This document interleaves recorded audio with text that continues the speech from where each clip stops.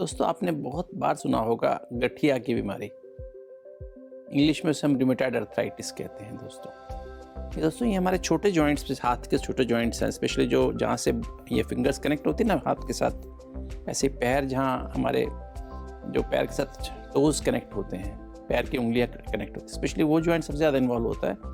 और ऐसे तो हमारे छोटे जॉइंट्स तो होते हैं, किंतु बाद में बड़े जॉइंट्स भी इन्वॉल्व हो सकते हैं, जैसे knee joint, hip joint, elbow joint, wrist joint भी इन्वॉल्व हो सकता है। पर शुरू में यूजली छोटे जॉइंट्स जो इन्वॉल्व होते हैं और मॉर्निंग में ज़्यादा प्रॉब्लम होती है। जैसे आप उठते हैं, मॉर्निंग स्टिफनेस होती है, उठने को मुट्ठी बंद करने में दिक्कत होगी, चलने में दिक्कत होगी। जैसे जैसे आप चलेंगे तो ये जॉइंट्स खुलते जाएंगे। ऐसे आप किसी दिन में भी आप रेस्ट करते हैं तो उसमें भी उठने के बाद थोड़ा आपको मुश्किल हो सकती है, डिफ़िकल्टी हो सकती है। तो ये जो बीमारी है ये ज़्यादातर बहनों को ज़्यादा होती है और ये एक तरह की ऑटो इम्यून डिजीज़ है। हमारा जो इम्यून सिस्टम है किस लिए बना हुआ है कि हमारे अंदर कोई कीटाणु आए, इन्फेक्शन, कोई भी वायरस या बैक्टीरिया एंटर करता है तो उसके खिलाफ एंटीबॉडी बनाकर उसको ख़त्म करते हैं।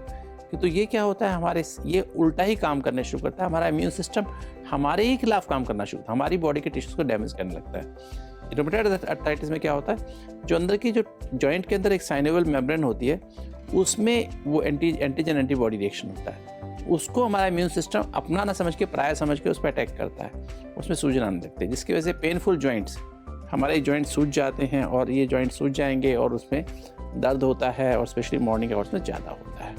तो दोस्तों ये देखने में 40% से ज़्यादा केसेस में खाली हमारे जॉइंट्स इन्वॉल्व नहीं होते, हमारे स्किन भी इन्वॉल्व हो सकती है, हमारी आंखें इन्वॉल्व हो सकती हैं, हमारे फेफड़े भी ख़राब हो जाते हैं, हार्ट भी ख़राब हो सकता है, हमारी जो ब्लड वेसल्स, खून की नाड़ियाँ हैं उनमें भी सूजन आ सकती है, हमारी किडनी ख़राब हो सकती हैं दोस्तों।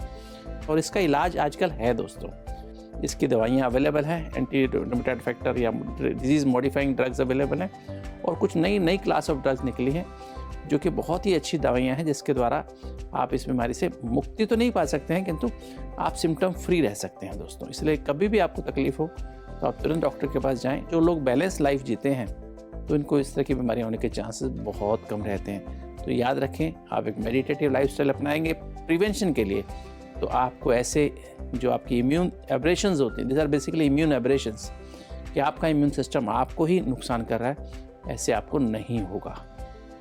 ओम शांति।